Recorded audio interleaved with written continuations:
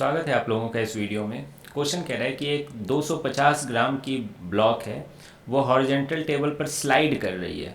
ठीक है, 250 ग्राम की है ना मास है, तो उसको मैंने केजी में चेंज कर लिया 1000 से डिवाइड करके, तो 1/4 केजी आया है। ठीक है, find the work done by the frictional force. Frictional force के द्वारा कितना वर्क होगा in bringing the block to rest, यानी फाइनली ब्लॉक को रेस्ट पे लाया गया, यानी फाइनल वेलोसिटी 0 है।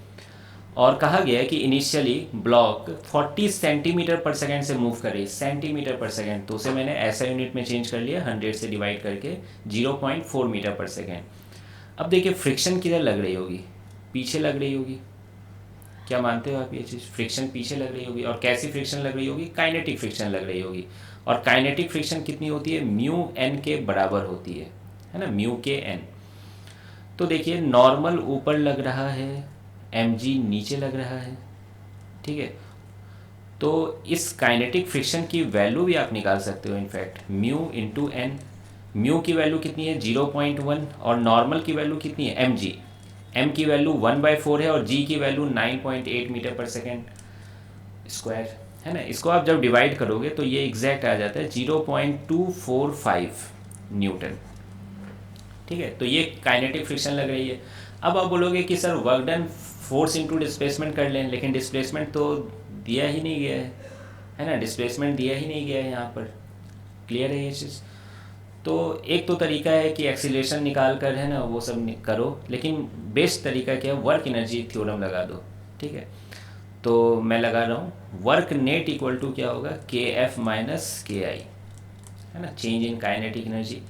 अब यहाँ नेट वर्क डन में क्या क्या वर्क हो रहा है देखो। एक नॉर्मल के द्वारा वर्क हो रहा है ना, जो कि जिसका वैल्यू 0 ही है ना। क्यों? नॉर्मल डिस्प्लेसमेंट आपस में एक दूसरे के परपेंडिकुलर है, तो वर्क उसका 0 होगा।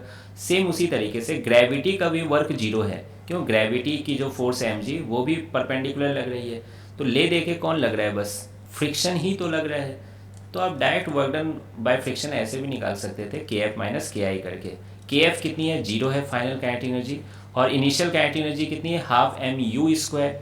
मास की वैल्यू 1/4 है, और u स्क्वायर कितना हो जाएगा? 0.4 इंटू 0.4।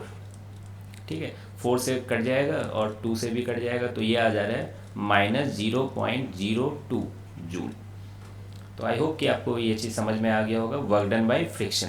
तो ये आपका एक पहला क्वेश्चन का आंसर है। फिर कहा जा रहा है how far does the block move before coming to rest, है ना। एस की वैल्यू भी पूछी गई है।